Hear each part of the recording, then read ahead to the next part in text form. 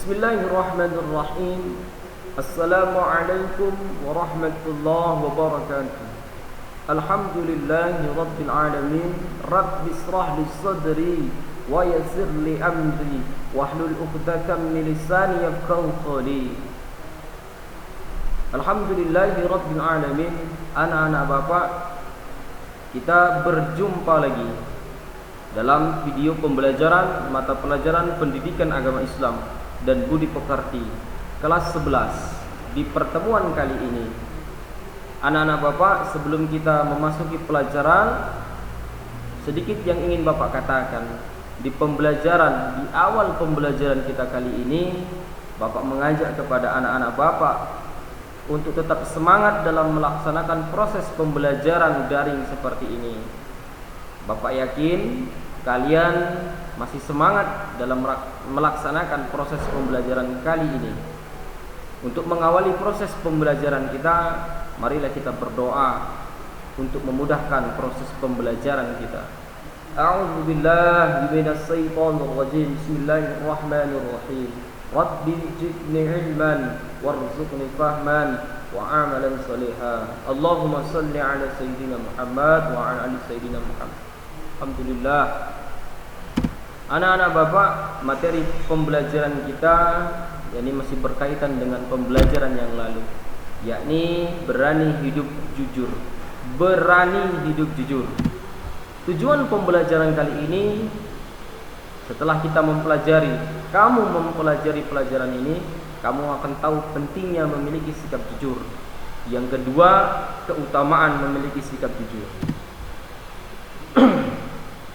Pentingnya memiliki sifat jujur. Nabi menganjurkan kita sebagai umatnya untuk selalu jujur. Kejujuran merupakan akhlak mulia yang akan mengarahkan pemiliknya kepada kebajikan.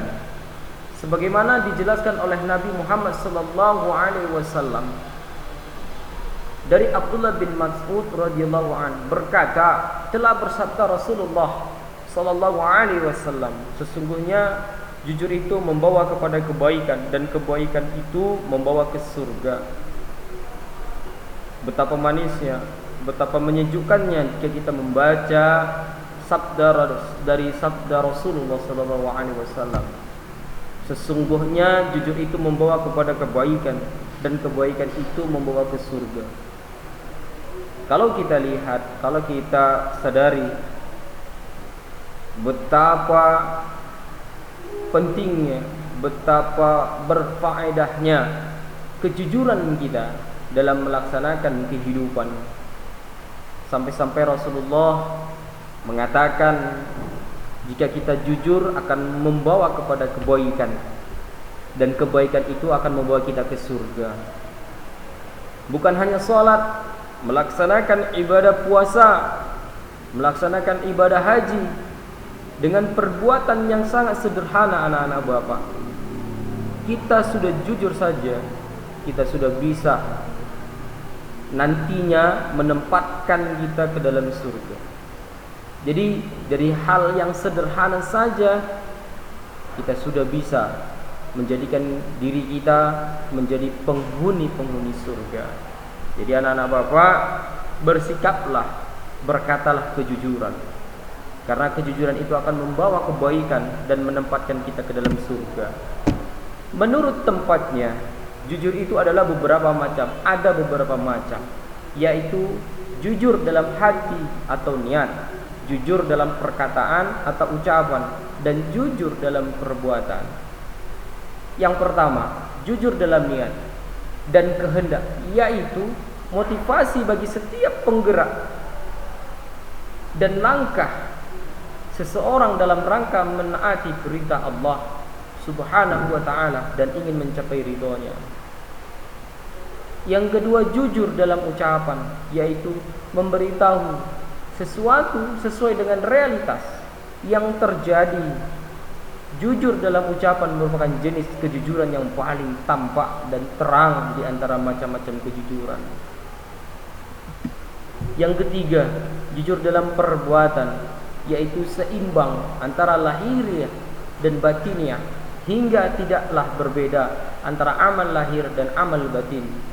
Jujur dalam perbuatan ini juga berarti melaksanakan suatu pekerjaan sesuai dengan yang diridhoi oleh Allah Subhanahu wa taala dan melaksanakannya secara terus-menerus dan ikhlas.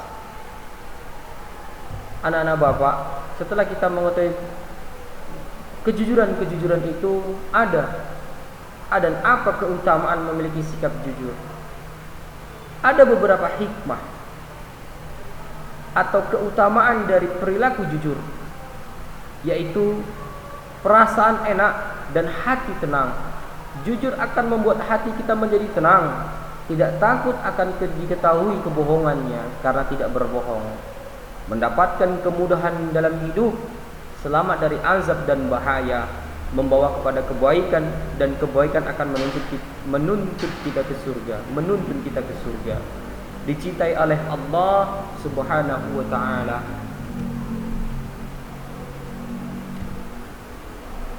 Anak-anak Bapak, begitu besarnya keutamaan hikmah dari perbuatan jujur tersebut, hingga akan menempatkan kita ke dalam surganya Allah. Demikianlah nak, video pembelajaran kali ini. Mudah-mudahan di video pembelajaran yang amat singkat ini, Bapak berharap kalian dapat melaksanakan pembelajaran dengan efektif, dan Bapak berharap kalian dapat mengulang-ulang pembelajaran dengan media-media yang ada di sekeliling kita. Karena pada saat ini metode yang seperti inilah yang masih terbaik yang bisa kita laksanakan untuk menjaga diri kita masing-masing. Akhirnya, sebelum kita menutup proses pembelajaran kali ini, marilah kita mengucapkan rasa syukur kita kepada Allah seraya mengucapkan lafaz hamdalah. Alhamdulillahirabbil alamin. Lebih kurang mohon maaf. Wabillahi taufiq wal hidayah wa ridha wal inayah. Assalamualaikum warahmatullahi wabarakatuh.